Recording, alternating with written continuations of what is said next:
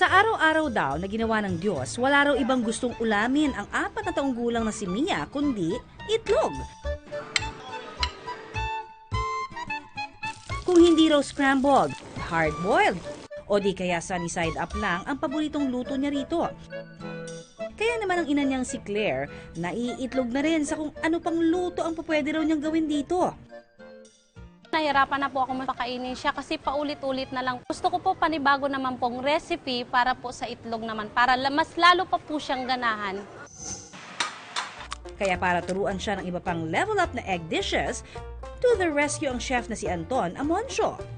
Maraming ways sa pagluto ng itlog. In fact, yung toke yung sinusuot ng mga chefs, yung number of folds nun, ibig sabihin yung daming ways na pagluto ng itlog. Ang unang dish na ituturo ni Chef Anton, sa kulay pa lamang gaganahan ng kainin ng mga chikiting. Ang bell pepper egg rings. Siyempre, kailangan natin ang ating itlog. Ito yung superstar natin. Bell peppers. Ito yung pangpakulay. And of course, mantika, salt, and pepper. Hiwain ang bell pepper sa korteng ring o singsing.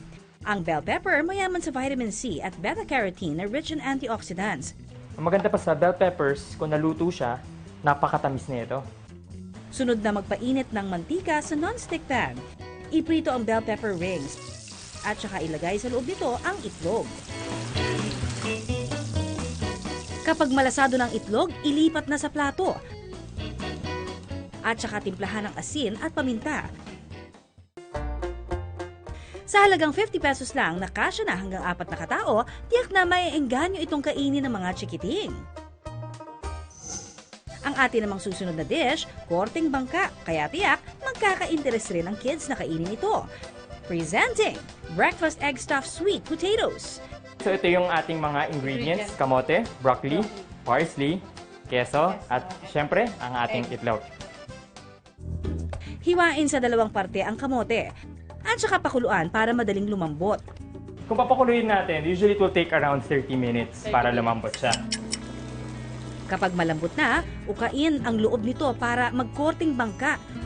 Pagkatapos, ilagay sa uka ang itlog. Haluan ng broccoli na rich in dietary fiber, syempre. Pagkatapos, gadgaran ng quick melt cheese.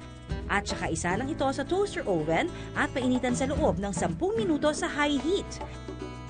It would take roughly around mga 10 minutes para maluto yung ating cheese, malusaw at maluto yung ating itlog.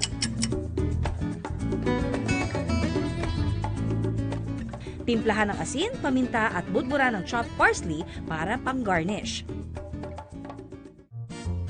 Ang breakfast egg stuffed sweet potatoes, complete meal na sa halagang 150 pesos. Hanggang 4 na katao na ang pupwedeng kumain ito.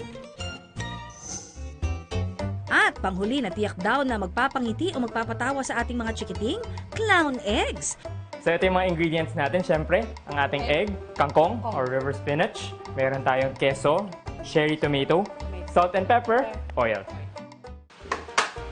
Una munang paghiwalayin ang puti at dilaw ng itlog. Sunod na magpainit ng mantika sa non-stick pan. So lagyan na natin yung ating egg white.